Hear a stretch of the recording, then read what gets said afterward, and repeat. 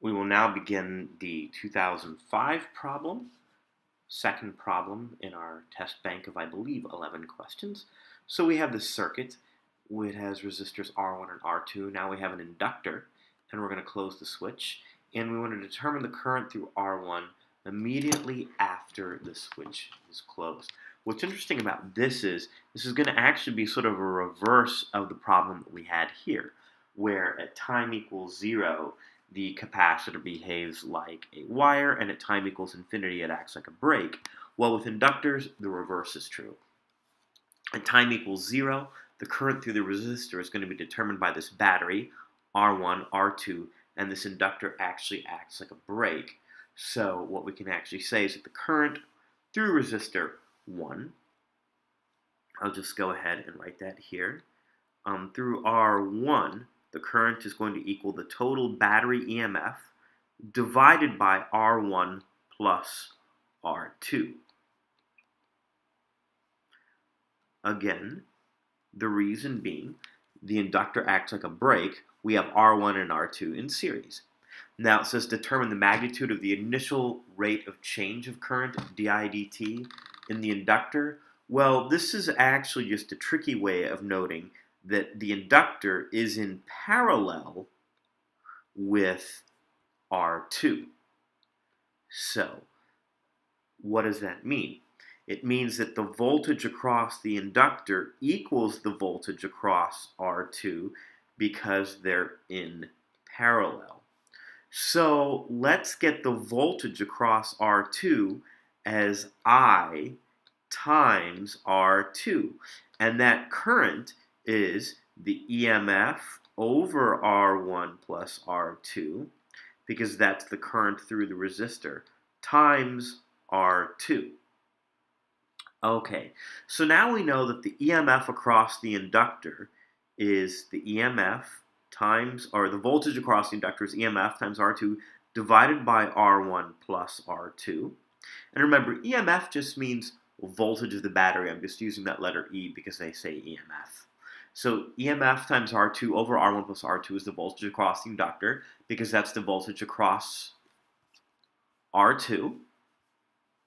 And R2 and the inductor are in parallel. Now let's remember, the formula for the voltage across the inductor is L di dt. So if we want the derivative of the current, we'll divide both sides by L. And so what that means is that di dt is going to equal, whoops, let's do that again, di dt is going to equal the EMF times R2 over L times R1 plus R2, like this. All right, now for part C, it says determine the current through the battery a long time after the switch is closed.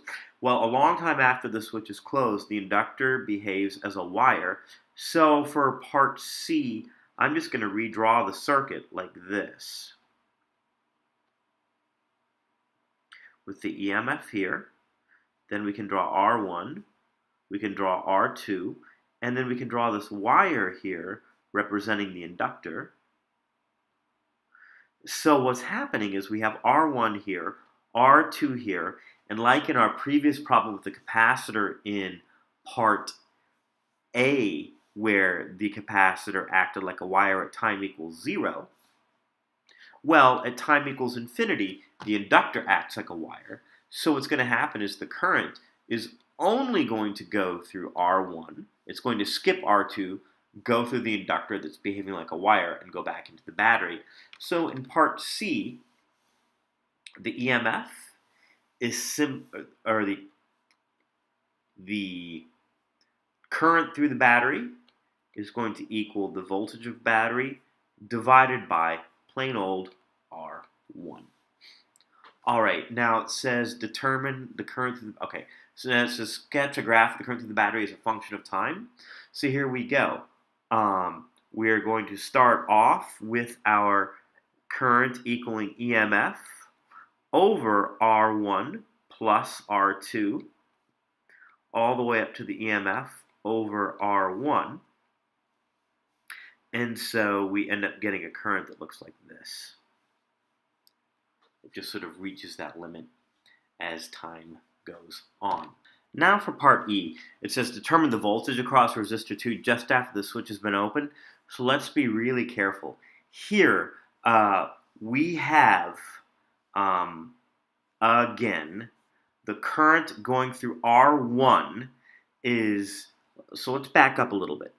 When we close the switch, we have a current of the EMF over R1 going through R1.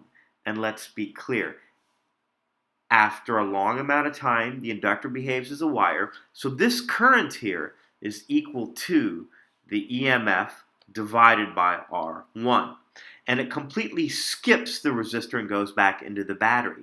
Now, if we open up this switch again, we have, and I'm just going to label this here as being part of part E.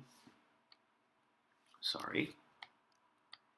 We have this EMF over R1, and that's going to go through here, and it's actually going to come up through R2 now that this switch is open. R1's no longer in the circuit.